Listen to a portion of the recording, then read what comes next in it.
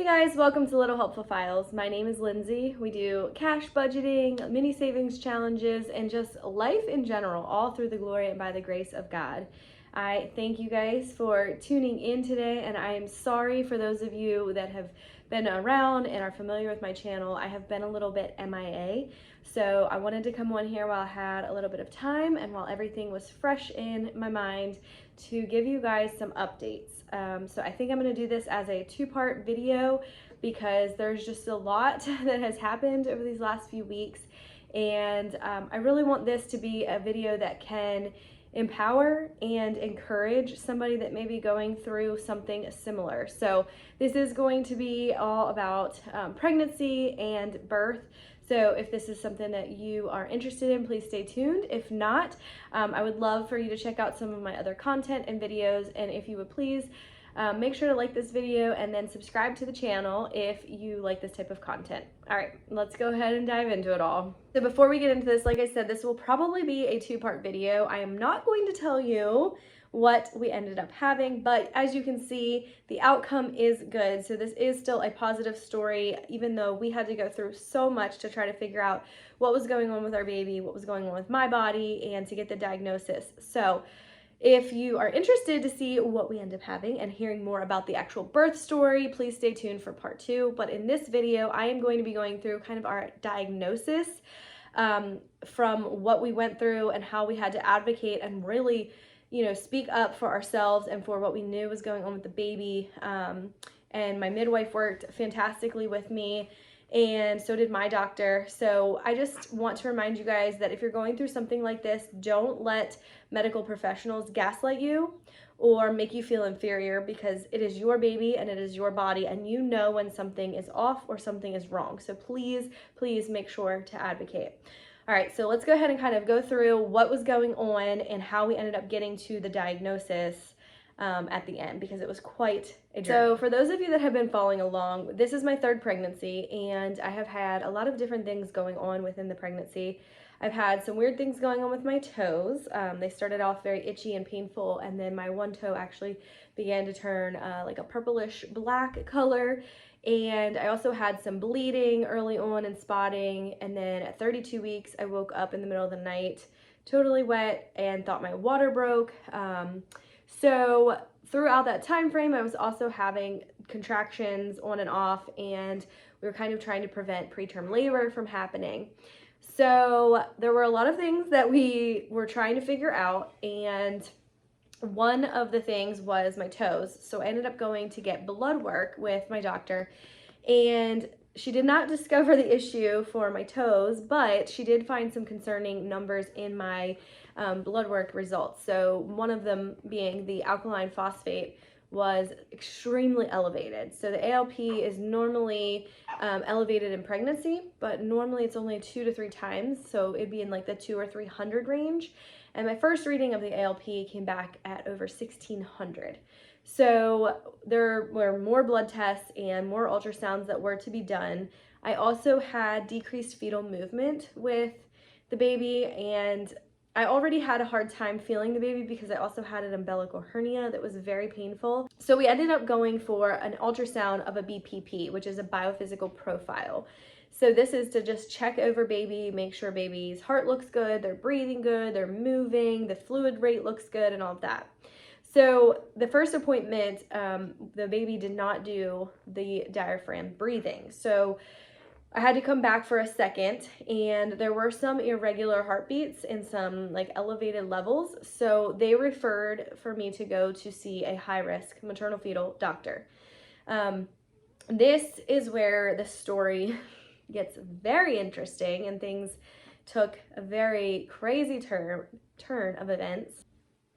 So my husband and I go for this appointment with the high-risk doctor, and we kind of had talked to my midwife and my doctor that we all felt that maybe there was something going on with my placenta, and that, possibly it was maybe cholestasis or preeclampsia or something was going on. Now, granted, I think I have some other things health-wise that I'm going to be addressing after, but it did seem like there was also something going on, that just was off. And so we went for the appointment, And this was the first time I was getting an anatomy scan since my 20-week anatomy scan. So they were going to be doing the BPP and NST and anatomy scan of the baby.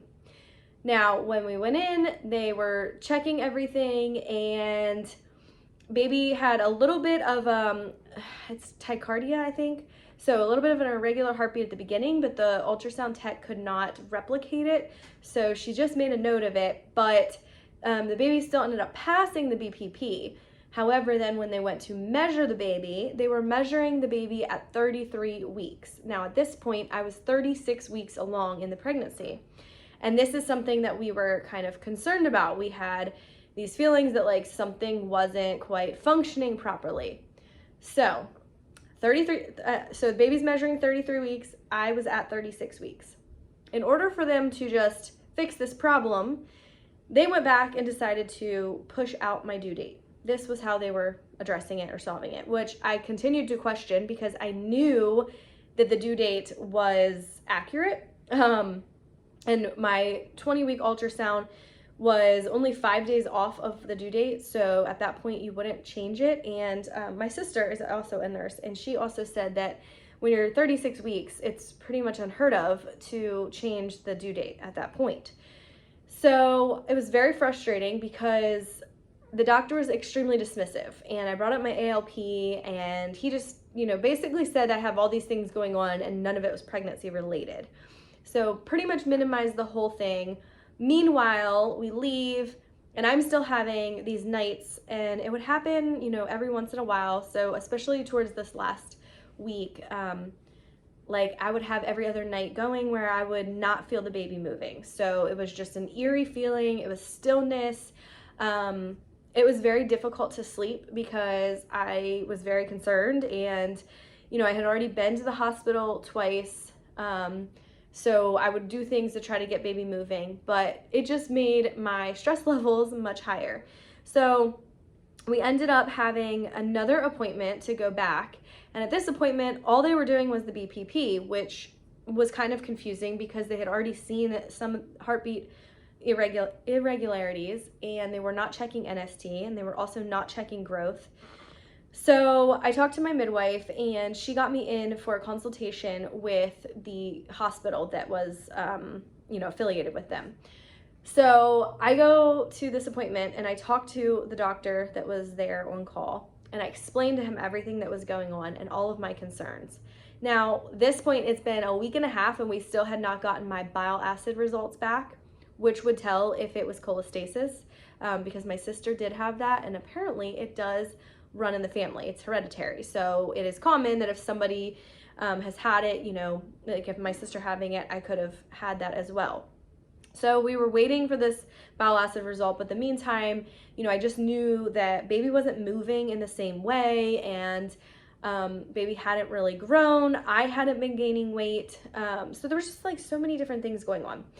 So I talked to this doctor, and he decides that he wants to do an ultrasound. He wants to do another growth, like anatomy scan, the BPP, and the NST.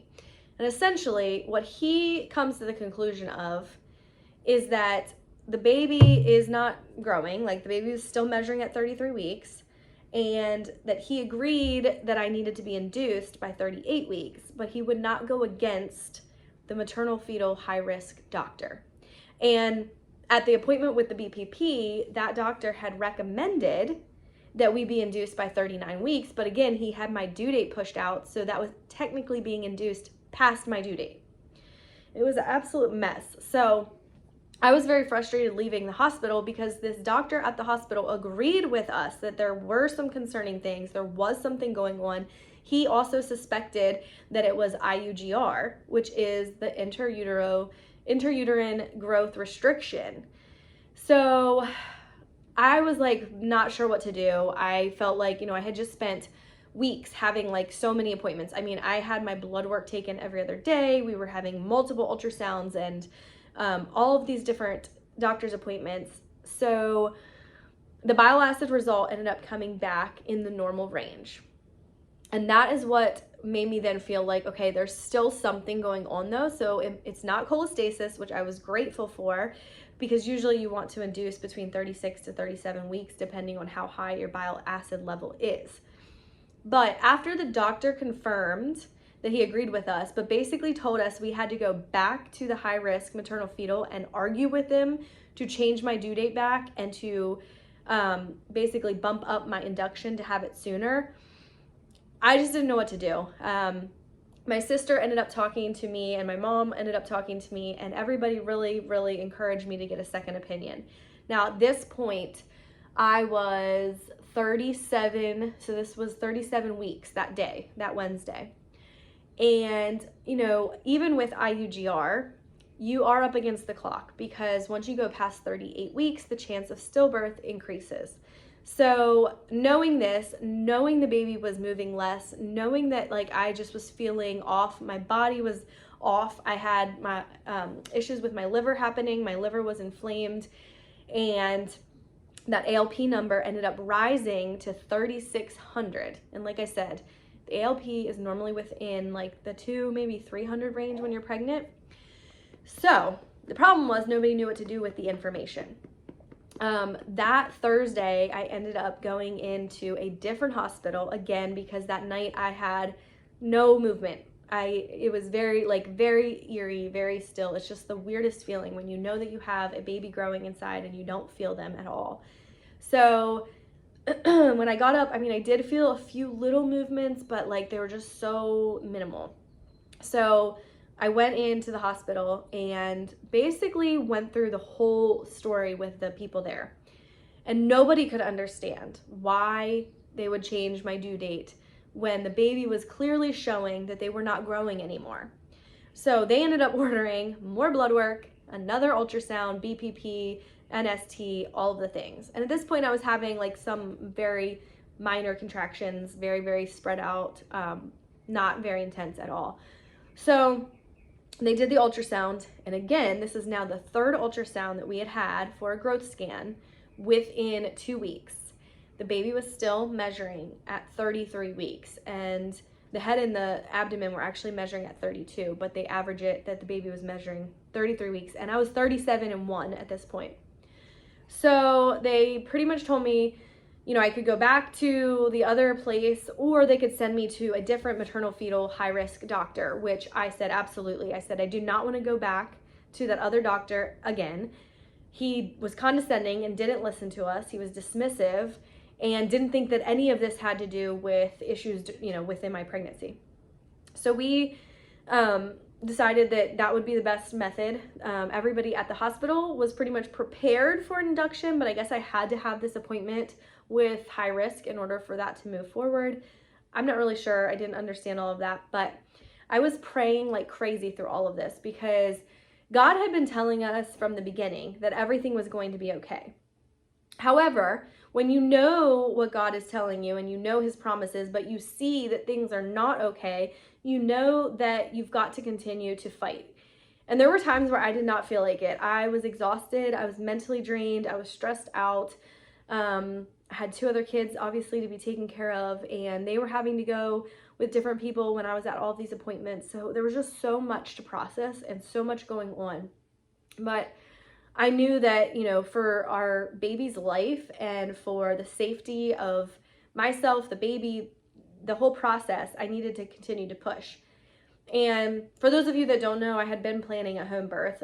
We had a home birth with my daughter, and at this point, I obviously knew that that was out the window. I already knew I was going to have to be at the hospital, but now it was a matter of being 37 weeks pregnant and shifting and switching again to like a whole new facility, new hospital, new doctors.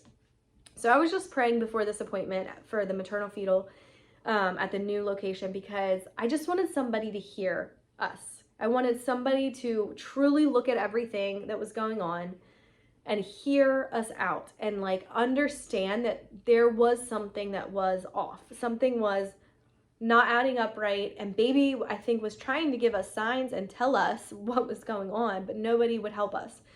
So I went to that appointment. I had to go on my own because my husband had to stay with the kids. It was like just too much. We had so many appointments. I had literally just been at the hospital the past 2 days. So I go to the appointment and, went through everything again with the ultrasound tech. They asked so many questions, and it's, I had to plead my case again, had to explain the whole process. And they also agreed that my due date should never have been changed. So she was so sweet. I got super emotional, of course, because I was worried and concerned about the baby. And she just, was very sweet, talking me through everything, told me they would look through all my records. I had a ton of records and blood work and ultrasounds to, weed through. But when the doctor came in, I just had like such a relief that they were finally starting to listen. Like somebody was finally starting to hear what was going on. And he asked me a couple questions, and then right away he just said, yeah, I have no doubt in my mind right now that this is severe IUGR. He said your baby is measuring in the 2nd percentile. So when it's under, I think 3%, that's like immediate induction. So baby was measuring about 4 pounds at this point. I was 37 and 2 days. So he says, I've looked over everything. There's been obviously some like irregularities in the Doppler. The baby's measuring small. The baby doesn't seem like it's grown since the 33-week mark. And he said, so I'm recommending induction within the next 24 hours. And of course I got emotional again, because it was just like, that is what I had been feeling needed to happen. I just felt that baby was ready to come and needed to come and would be safer at that point outside of the womb than in my body because of so many things not functioning properly. But it was just overwhelming because it had been such a struggle and such a fight to get this other place to listen and take us serious. So I leave there and I was just praising Jesus. I just kept thanking him, and I was just so grateful that we finally got somewhere where the people were willing to listen to us, where they were taking it serious, and they knew that, they didn't know why any of this was happening, and they didn't know why my blood work was, showing these different numbers and things that were struggling, but they knew that baby was no longer safest in my body. So I just kept thanking God, because I just felt every step of that was being orchestrated by him. And, even though it was scary and it wasn't what we had wanted or what we had thought, we had to continue pushing, and we couldn't give up. That was the biggest thing. We had to persevere, because we needed to make sure our baby was taken care of. We needed to make sure our baby was given the best option to be born alive and healthy. So basically he had told me, go home and just wait. I'll have the doctors from the hospital call you when they're ready for a bed to be able to induce you. And I hadn't even been on the road that long, and I got a call back, and they said the doctor actually changed his mind. He wants me to be monitored, and he wanted me to head straight to the hospital. And again, it was just like, thank you, Lord, thank you, because, that was my whole concern, that if I kept waiting for them to get to the point where I didn't feel the baby anymore at all, that it would be too late. And that was what was so hard with so many of those long nights, because you don't know if you're being overly paranoid. You don't know if there's something actually wrong. And I just feel like the advice I kept being given was, pretty much wait until it was too late. So I just felt relief that they were going to be able to monitor the baby. I was going to be in the safest place, that if something were to go wrong, they could take care of it. So I called my husband, and of course he had to last minute change everything. He was working. He had to hurry and, figure out some help for the kiddos and just kind of get everything situated. But I told him I knew we had time. I said, I'm going to be monitored for a period of time until they're ready to induce me. So at that point, I actually got myself some food, because I knew I probably wouldn't be eating after that. And as soon as I got to the hospital, everyone was just so kind. And again, that was something I was praying, because, I just felt like we had been dealing with people, aside from my midwife and my doctor, they were amazing, but everyone else, they were just so dismissive. And so the nurse came in, she was super sweet. She was like, oh, take your time, make sure you eat that food and enjoy it, because you're not going to be eating for a while.